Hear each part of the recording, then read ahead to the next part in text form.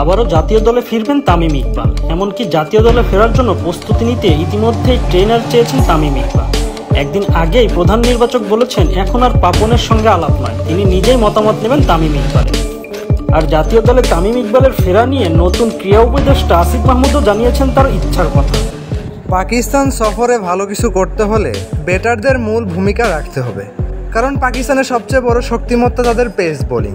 বিশেষ করে শাহিন শাহ আফ্রিদি, নাসিম শাহরা যে কোনো দলের জন্যই বড় ভূমিকা। তাদের সুবিধার কথা চিন্তা করে পাকিস্তানের পেস বোলিং বান্ধব উইকেটে খেলবে সেটা নিশ্চিত। পাকিস্তানের স্কোয়াডে আছেন একজন মাত্র বিশেষজ্ঞ স্পিনার আবরার আহমেদ। ওদের স্কোয়াডে বিশেষজ্ঞ পেসার আছেন 6 জন। ফলে বোঝা যাচ্ছে তারা সেই পরিকল্পনাতে এগোচ্ছে। পাকিস্তানের স্কোয়াডে 4 পেসার দেখা গেলেও অবাক হওয়ার মতো কিছুই নেই। অন্যদিকে বাবর আজম, মোহাম্মদ রিজওয়ানদের বিপক্ষে বাংলাদেশ কয়জন পেসার নিয়ে মাঠে নামবে তা নিয়ে চলছে জল্পনা কল্পনা। বাংলাদেশের ক্রিকেটে 4 পেসার খেলানোর ঘটনা বেশ বিরলই বলা চলে। 2003 সালে সর্বশেষ অস্ট্রেলিয়ার বিপক্ষে 4 পেসার নিয়ে মাঠে নেমেছিল বাংলাদেশ। এবার তেমনটা হলে বাংলাদেশের ক্রিকেটে তৈরি হবে বিরল নজির। একসঙ্গে খেলতে দেখা যেতে পারে শরীফুল ইসলাম, নাহিদ রানা, খালেদ আহমেদ ও হাসান মাহমুদকে।